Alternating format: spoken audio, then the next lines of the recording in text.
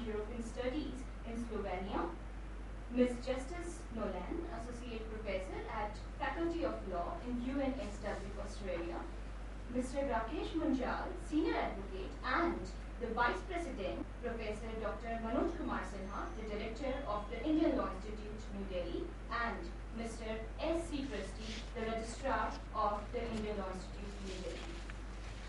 I now request Advocate Rakesh Munjal, sir, to present bouquet to the Chief Guest of the program, Honorable Mr. Justice Dipak Misra, Judge at Supreme Court of India. A round of applause, please.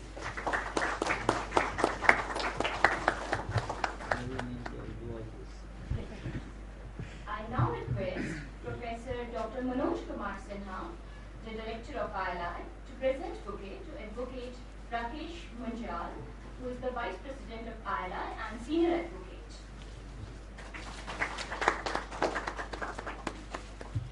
Next, I request Advocate Rakesh Munjal to present bouquet to Mr. Jarmeet Beckner Sarnik.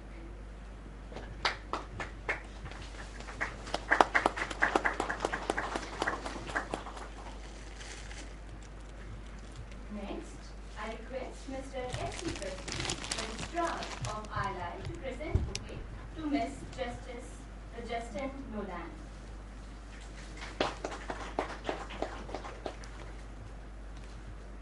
As Martin Luther King rightly stated, about darkness, only light can do that. So let's begin our 11-day long intensive summer course on business and human rights by the pious lighting.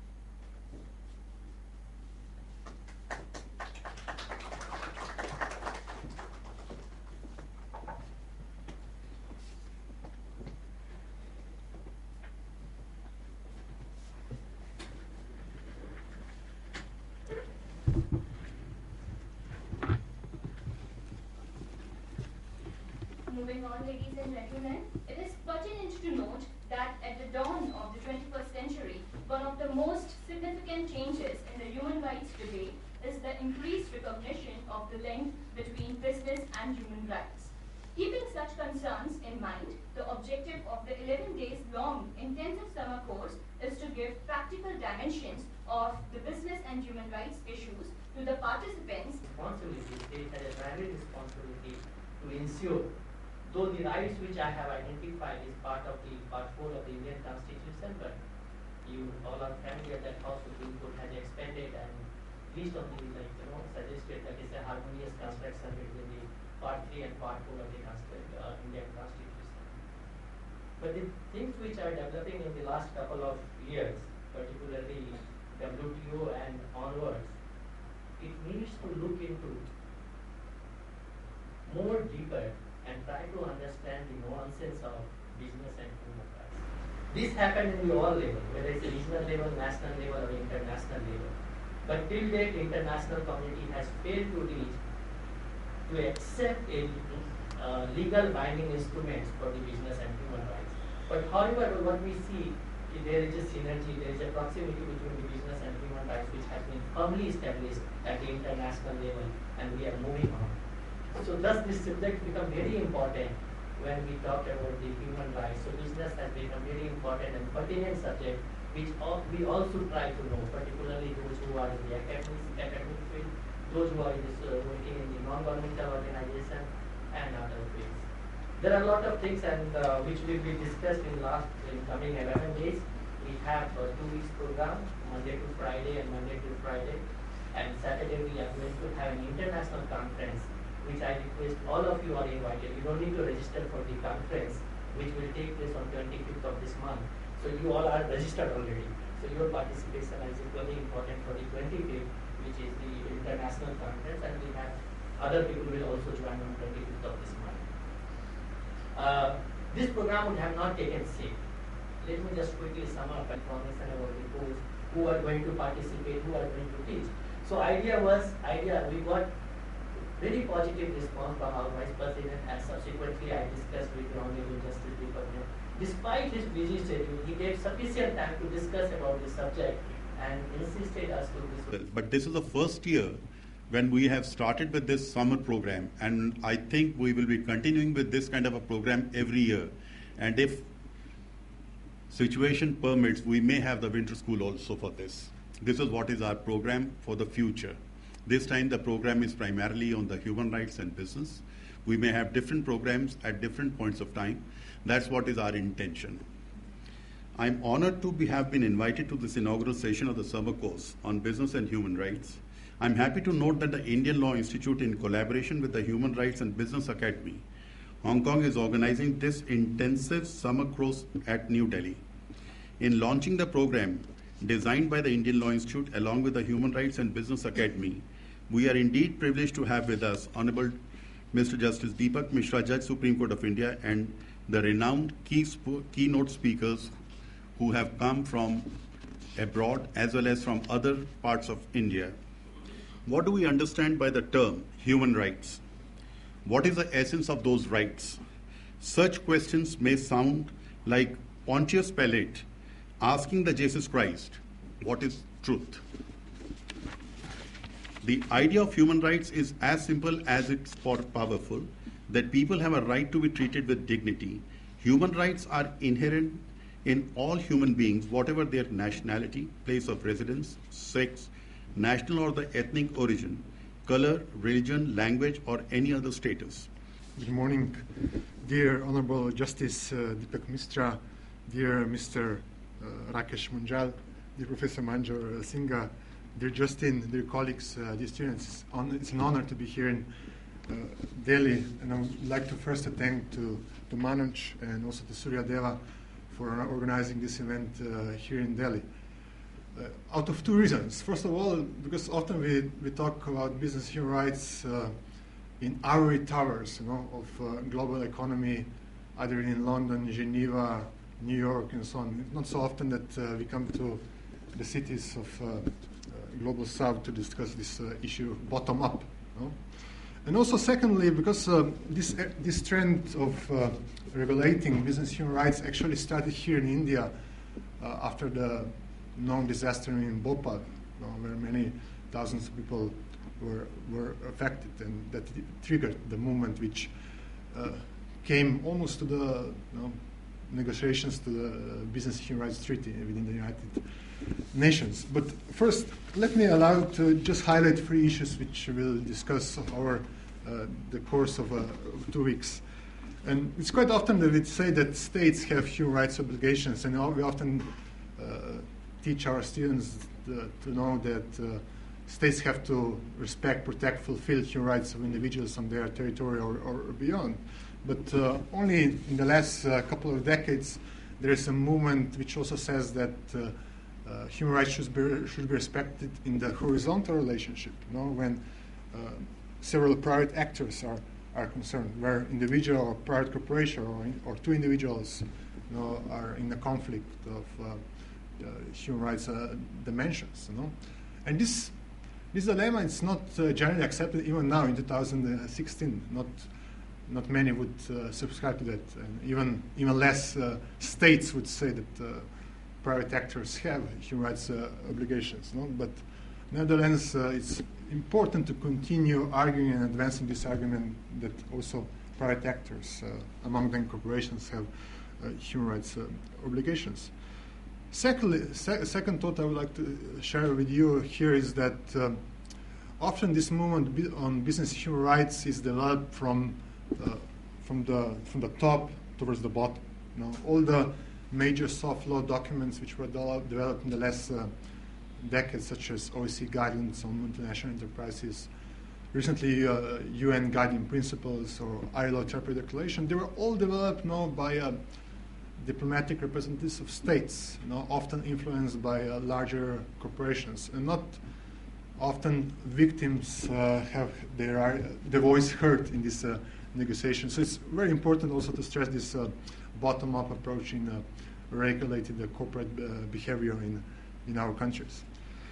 And thirdly, one of the seminars I would like to give here, and I think it's on Friday, is also on the responsibility of states, to protect individuals from negative conduct of corporations, and particularly about extraterritorial obligation of states, particularly that of states based in the European Union, whether European Union countries have responsibility and obligations to control the companies when they do business abroad, in Asia, Africa, South America, and how can those states monitor their corporations, and how can they ensure that subsidiaries of these companies comply with the same standards as those companies comply at home, in European countries.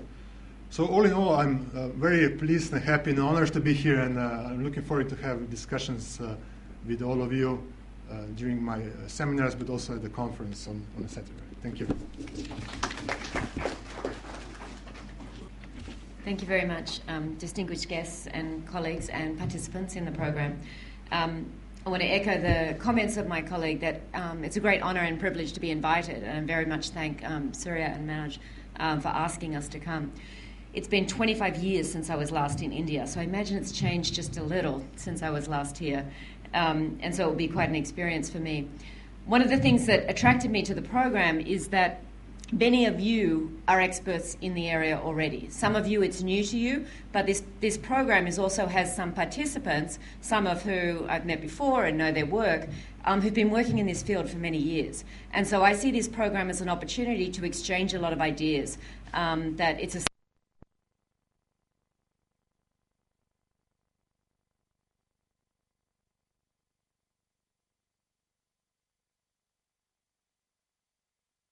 India. So I imagine it's changed just a little since I was last here, and so it will be quite an experience for me. One of the things that attracted me to the program is that many of you are experts in the area already. Some of you, it's new to you, but this program also has some participants, some of who I've met before and know their work, who've been working in this field for many years. And so I see this program as an opportunity to exchange a lot of ideas, that it's a seminar program, and I'm looking for your ideas and your work as much as I'm interested in talking with you. Because, as was just said, India and the region, particularly around South Asia and Southeast Asia, is the hub of many of these issues. So much of it started disastrously in 1984 in Bhopal, just a couple of years ago in Bangladesh with Rana Plaza. We've seen such a change in approach from companies over this sort of 30-year period, but still there's so many problems around it. I feel like we've seen so many advances and changes. The issue has become much more global. It's become very much mainstream for some companies. It's become a mainstream issue within the United Nations with the work that they've been doing, particularly since 2005. But there's still a long way to go. And I think this 2-week program gives us an opportunity to look at both the opportunities in this area and the many challenges. Some I'm particularly interested in discussing with you, particularly the issue around supply chains. There's no company in the world today that isn't part of a global supply chain, no matter how small that company is or the products that a vendor is selling on the street. They are coming from some aspect of a supply chain. And it's such an interesting area to look at not only obligations of those companies at the very top of their chain and the leverage they may have to influence behaviour, but how it impacts the workers at the very bottom of the chain and all those in between. I've recently been involved in a lawsuit that was suing Costco, a huge American company, about their seafood products, and alleging that the products that they were bringing in was the result of forced labour and slavery coming out of Thailand, Vietnam, Laos and Cambodia.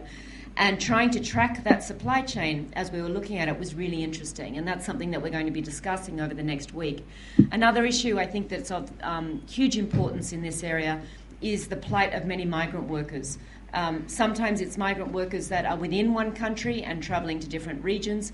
But in particular from South Asia, it's also looking at migrant workers moving both in other parts of Asia for work and to the Gulf countries, and looking at the role of companies, looking at the role of recruitment firms, the role of business and their responsibilities to those workers. Because migrant workers have been sort of cast aside as a very particularly vulnerable part of the population, and often they're left isolated in areas where they have very little access to remedy the problems that that have struck them.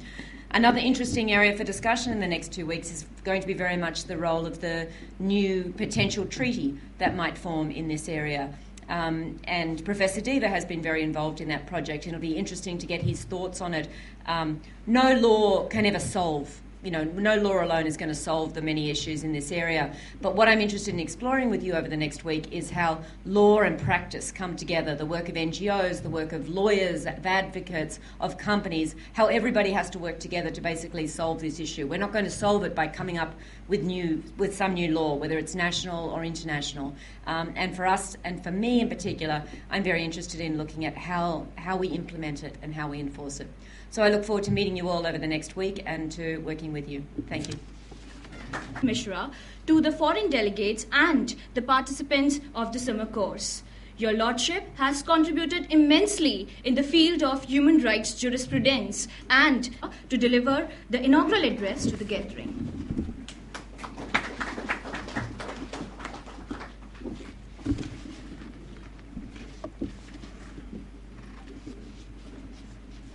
Dr. Sinha, Director of Indian Law Institute, Mr. Rakesh Munjal, Senior Advocate and Vice President, Indian Law Institute, Mr. Sennik, Associate Professor of Human Rights Law at the Graduate School of Government and European Studies in Slovenia, Ms. Justin Nolan, Associate Professor in the Faculty of Law at UNSW Australia and Deputy Director of Australian Human Rights Centre, Mr. Prusty, Registrar of the Indian Law Institute, esteemed participants, ladies and gentlemen. I deem it a great and rare privilege to have a participatory role in the summer course on business and human rights organized by Indian Law Institute, Delhi, in collaboration with the Human Rights and Business Academy, UK. I've been told that the commitment of this summer course is intensive training on the topic chosen.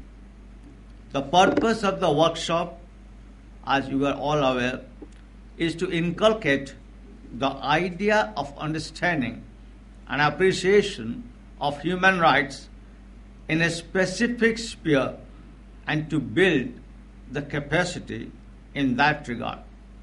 Needless to emphasize, the ultimate beneficiary is the society at large, and the society of today, in the context of the subject, is universal.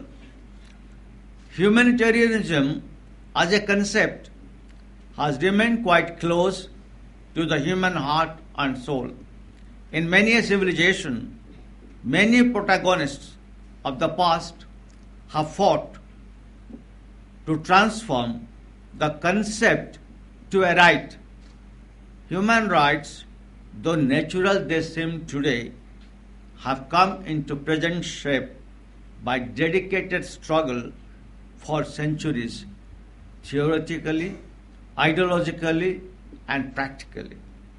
It's because human rights are the fundamental elements of a complete personality, and the law that protects them is dear to all.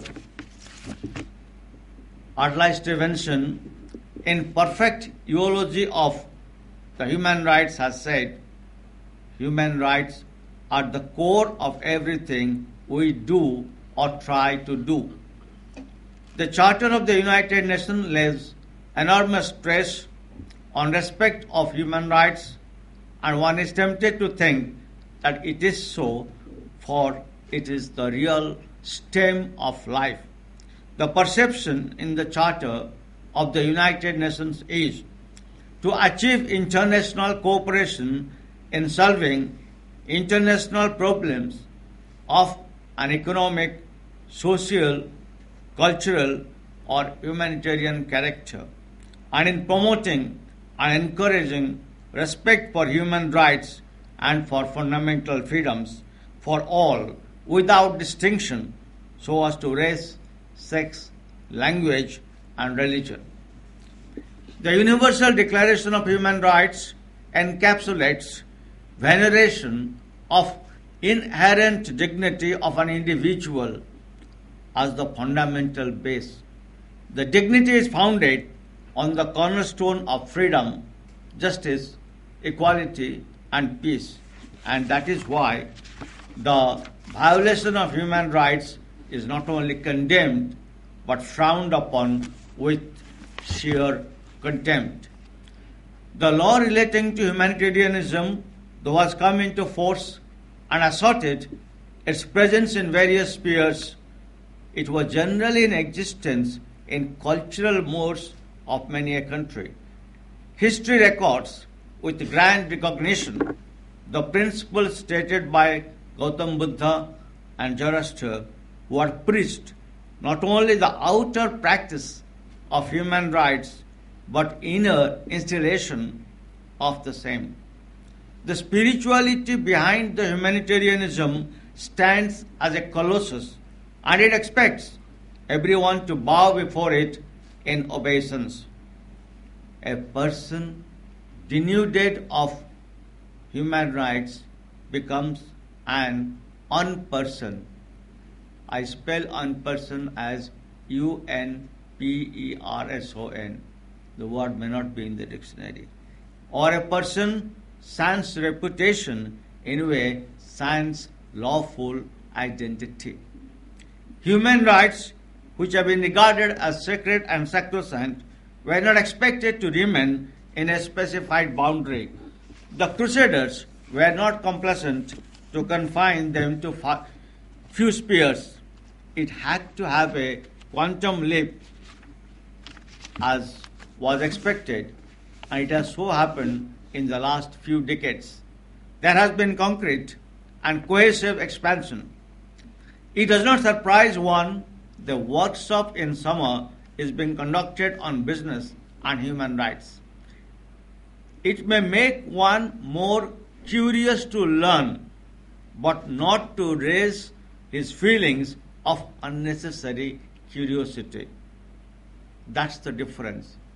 The participants are to be curious to learn, but not to lift an eyebrow and to say curiously, what's going on?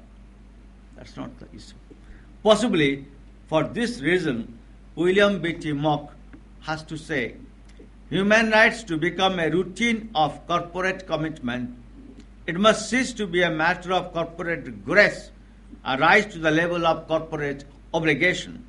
In other words, corporate support for human rights must operate on the level of social, political, and economic activity. However inspired such commitment may be from the moral level, the essential practical distinction between the social, political, and economic levels on the one hand and the moral level on the other is that accountability for one's actions arise temporarily in the former sphere of action, whereas accountability or credit for moral actions must await another, less visible world. The aforesaid comment has come to stay, for there is a sanguine declaration. The fundamental change in domestic and international environments, especially in the field of trade and business, have invited global economic cognizance. The concept of globalization has made the territorial boundaries invisible.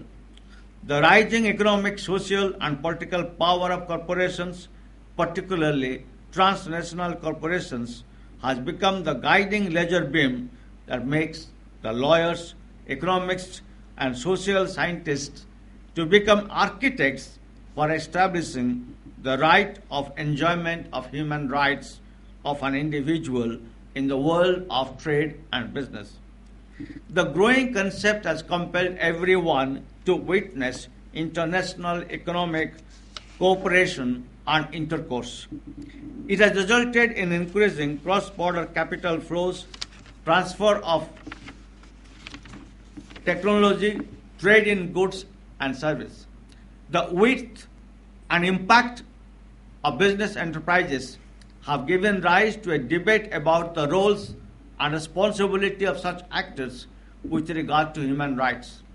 The result of globalization has tempted all countries, both developed and developing, to show favorable inclination towards foreign investment. There is attitude of competition, and rightly so.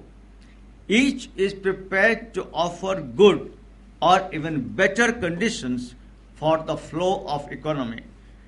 The liberalization and investment have led host states to have a different treatment outlook. I'm calling it treatment outlook. Fair and equitable treatment, full protection and security have become the foundational norms. The perceptual shift is visible and it is a welcome phenomenon. An individual is a part of the collective and is required to be aware of human rights.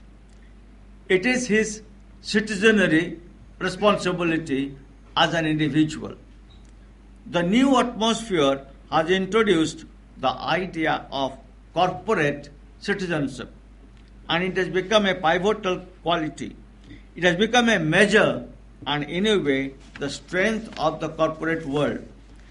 The economic adventurism and capacity building are presently required to go hand in hand with corporate responsibility and corporate wisdom of human rights. Absence of vigor in this sphere has adverse effects on the corporate life. It's because human rights are a key performance indicator for corporations all over the world. The dynamics of human rights has conferred a new dimension to corporate growth.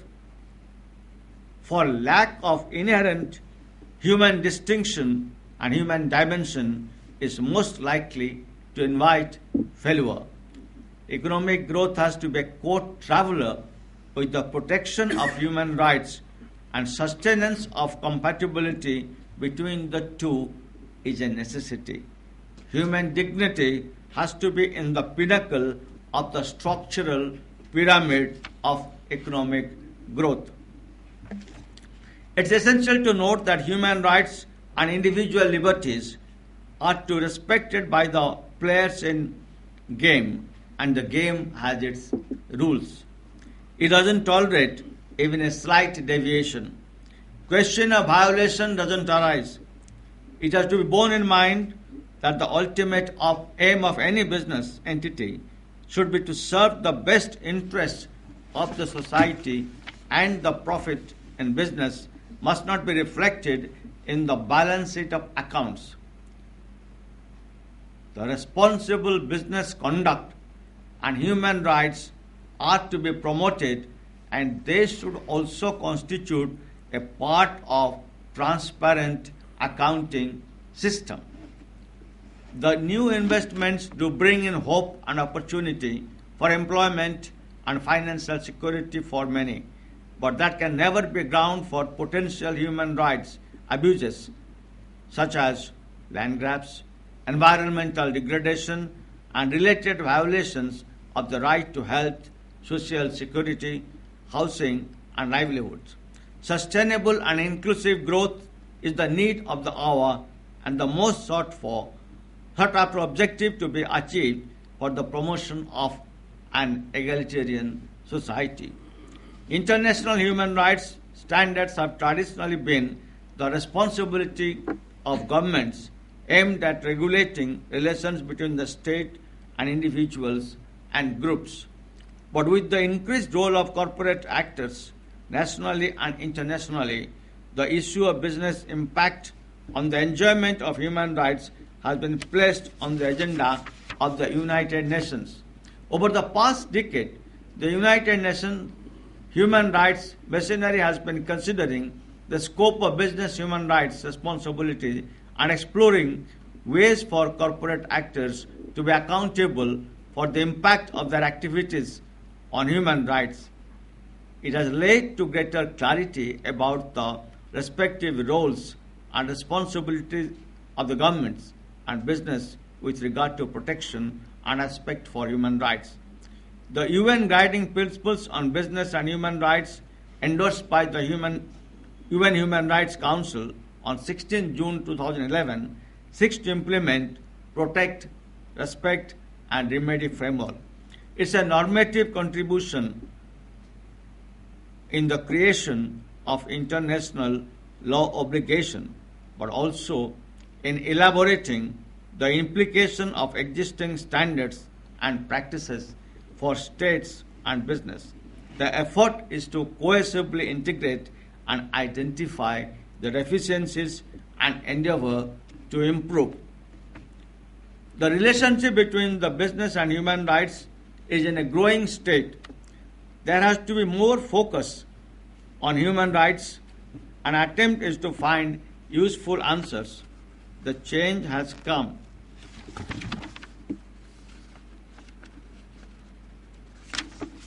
And quite rapidly. In such a situation, it's important to note that efforts must be made to promote responsible business conducts and human rights so as to make the society the best place to live in while ensuring the happiness of the maximum number. Another aspect deserves to be taken note of. Business organizations must get educated in human rights and also take up the responsibility to speed such education. That will indicate their humility and attitude to serve the human rights cause. It needs to be stated that corporation is a juridical entity, and such an entity has its own reputation, and the said reputation can socially grow if respect is shown towards human dignity. You have a serious program. My predecessor speakers did not divest their energy because they have to really teach you for so many days. Every hour, as I feel, is extremely significant, and I am certain that you will engage in discussion and debate on many an issue. I always believe active participation shows interest in humanism, particularly in a discussion of this sphere. Though the discussion during program like this, the ideas shall be more fully understood and there would be sharing of collective knowledge and experience. In conclusion, I would like to say that deliberation on human rights is itself exciting, and the excitement is more when it is associated with business. With the learning during this period, you will be able to say with more force, I am a human. I am a human, and whatever touches the Homo sapiens, it interests me. Before I conclude the formal line, I have to say something else. You see, it's a seminar on human rights and business. I've been told you have come from the cross-section society. You have 11 days program, or there's a possibility that during these 11 days, as participants, you may violate each other's human rights. What could be the possible areas that you can violate each other's human rights when the man or the lady sitting next to you would feel that his or her human right is violated? If possible, I'll come on 25th and try to ask you the question and get the answer. But still, I'm giving one answer, a symbolic answer, which I seriously and sanguinely mean. I think you are 50. How many? More than 50. Now, in one particular row, somebody's mobile rings. The other person is not able to concentrate. I think that is a violation of human rights. Number one. Whenever there is a violation of human rights, there is a violation of a rule of law. And I was told in a seminar, I was a participant, so let me not say the idea in mind. He told in a different way, but I will tell it in a different way. When you are attending anything that is serious, not a movie or a play, it's different. And if one not punctual, the non-punctuality of yours would violate rule of law. And once rule of law is violated, ladies and gentlemen, human rights are violated. So these two things strike me presently. Therefore, I would request you not to violate these two human rights. And third, an ancillary one, it's very, very difficult, extremely difficult to remain attentive for 11 days. It is in a way meditation. You have chosen this. That's what Dr. Sinha told me.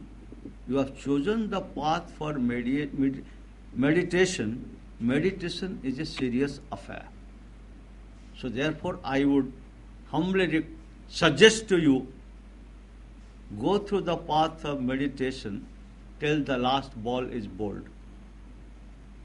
The match may not be over. Who knows? With this extemporary whatever I thought, I wish the innovative workshop will definitely be a success. Thank you.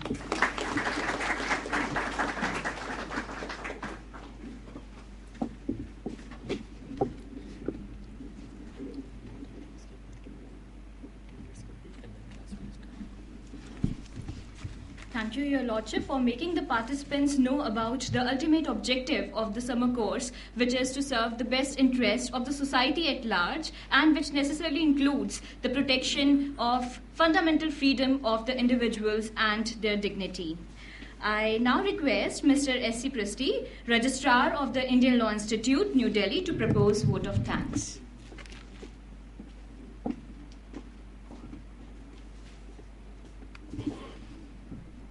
Good morning, everybody. This is just a formal vote of thanks is always to be there. So I'm thankful to you, sir, for providing much of your valuable time for the institute and for your inspiration to us. Since last 3-4 days, I was getting all the instructions from sir for doing this and doing that. So thank you for all this guidance you provided to us. I am very much thankful to Honorable Sir Mr. Rakesh Munjal for his guidance and support to this institute since long. He is associated with the institute since 1991. I am right, sir, I think? 92, sir. Thank you, sir, for providing some of your valuable times to this institute. I am very much thankful to two of our guests this day, who are from the other countries, and they have